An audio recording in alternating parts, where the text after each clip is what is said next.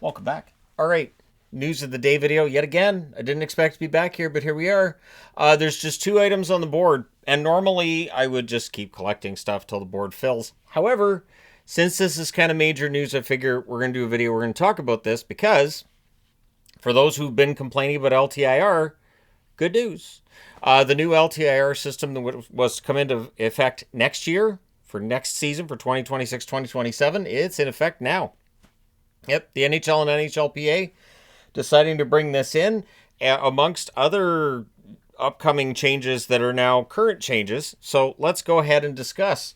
The long-term injured reserve changes start now. We'll see how that affects things for teams, but there are some teams that are likely scrambling a little bit right now. There's also no deferred compensation allowed going forward. That's it. That was supposed to kick in next year. Nope. Contracts now. No deferred, anything. No double retention trades. So what that means is, you know how a team will hold 50% of a player's cap, send them to a second team, that team will hold part of the cap, and then complete the trade. So basically the team getting the player is only paying 25% according to the salary cap. Those are gone. So retained salary trades are going to be a little bit trickier this year. And the double retention is gone. That's gone. That's something that people, I think, have wanted gone. And it's something I've talked about. I've talked about the double retention and how I thought that was circumventing the cap exactly the same as otherwise. And people are like, well, no, they got a 4th-round draft pick for it. Oh, well, that makes it completely different. The teams that go over an LTIR would gladly give up a 4th-round draft pick to be able to do so.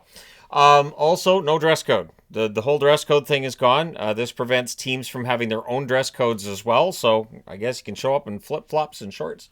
I'm kidding. There's like basics, but yeah, it's going to be a much more relaxed dress code this year for the National Hockey League. Players are now allowed to endorse wine/spirits. So read between the lines means alcohol. They can do the beer advertising this year, but the one that people are going to want to talk about here is how the cap is changing with the LTIR. So according to Puckpedia, accrued cap, that's on its way out too. So I've talked about this, and I talked about this in previews, and now it's all out the window. I'm not redoing 32 season previews. I'm not. But basically what that means is, so for instance, Brad Marchand goes to Florida from Boston. It was a $6.1 million cap hit that he had with Boston. However, most of that money had already been paid out.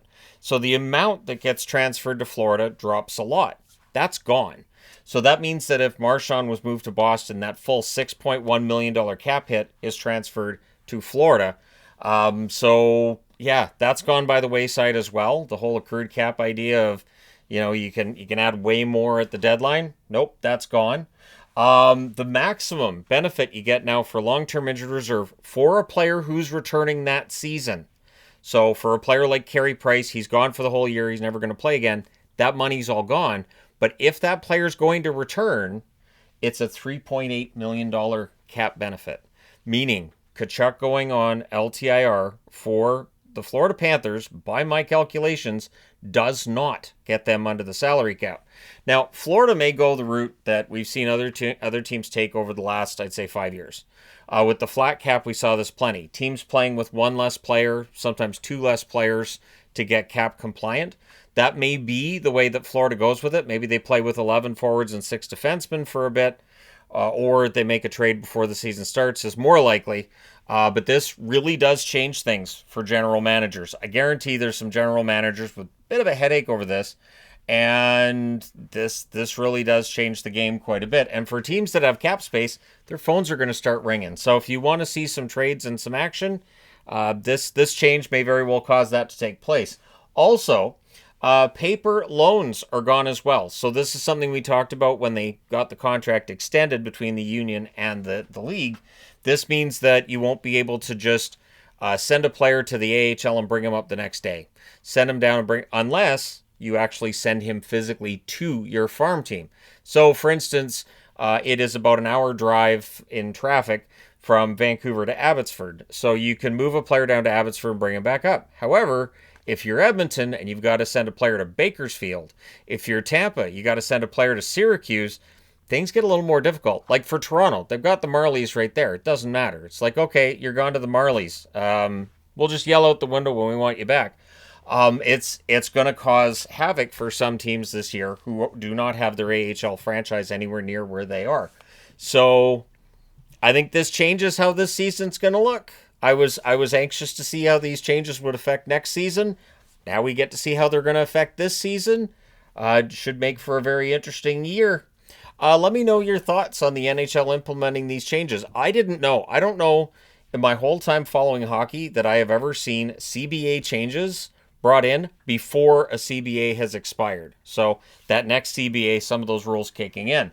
This is one of those things that shows that the NHL and the union has a much better relationship than they used to. The fact that they're willing to have these rules implemented a year early, and that it was agreed upon is just that is synergy we've never seen between the league and the union, and I think that benefits us as fans. I think it benefits the league, and yeah, changing that LTIR rule is going to change some things in the National Hockey League, and it should quiet down fans who really don't like the LTIR and how it's worked and everything. Clearly, the league and the union agree, or at the very least, they're tired of hearing about it and they want it gone. So they brought in that change this year.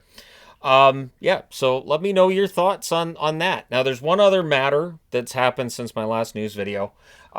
Rodwin Dionisio is on waivers from the Anaheim Ducks for mutual contract termination, meaning both the player and the team want to terminate the contract. My guess is that he's probably signing in Europe. I believe he's a Swiss-born player. At the very least, it showed Switzerland as his nationality, I believe, on what I was reading. So, that's one of those moves. But let me know your thoughts regarding this change to the CBA that's happening now. These changes are taking place now. So I think this makes for a more interesting next 5 weeks while teams are getting ready for this regular season. And for teams that have been using LTIR as much as they have, the Mark Stone jokes can go away now. And it's definitely going to make things different. Let me know your thoughts. Hit like and subscribe in the event you may not have done so already. Thank you guys so much for all your support. It's greatly appreciated. I will talk to you again soon.